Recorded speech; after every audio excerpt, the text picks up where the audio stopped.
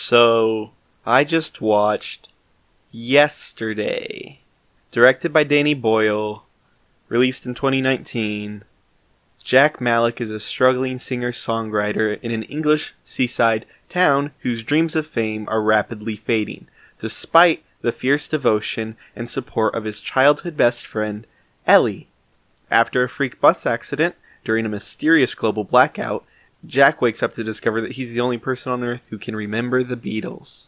Averaging 3 stars out of 5, the highest rating given, or the rating given the most, 3 stars, by quite a bit actually. Let's see some of the reviews for this one. If the Beatles never existed, then what song plays at the end of B-Movie? Damn! True, what? This just blew my mind. Dang, Connor.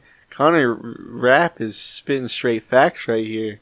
The movie sets up a climax where he plays Wonderwall, and then for some inexplicable reason it doesn't happen. If it did, I'd give it an extra half star. Notice that. I could have sworn I saw in a trailer him singing Wonderwall. It doesn't happen. Weird. Actually kind of weird it doesn't happen, because they do set it up. Inherently a flawed premise, because if the Beatles came out today, no one would actually give a fuck. Lily James was pretty cool in this movie. Not cool enough to give it 3.5 stars out of 5 though. Wish I could forget about this movie, lol, etc. and so forth. Well put, Matt. In a world where Coca-Cola cigarettes and the Beatles, amongst other things, don't exist, things get pretty complicated in this film. Some paths taken were clever and funny, including the trip to Liverpool, and others left much to be desired, some facets of the ending. Yeah, I don't know, what the hell were they doing with, the concept even of this movie? I always forget just how great the Beatles are until I hear someone else cover their music. I actually have only heard a handful of Beatles songs, maybe 2 or 3.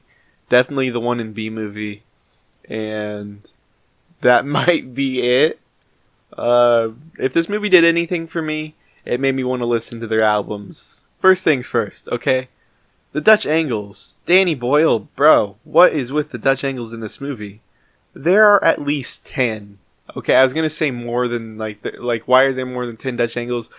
I don't know that there are actually more than 10, but there have to at least be 10. There were in a movie that's a comedy, romance movie or whatever, to have a Dutch angle at all felt weird, just once.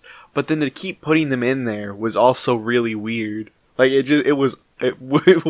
is not Transformers. You're not Michael Bay. What is with the Dutch angles, bro?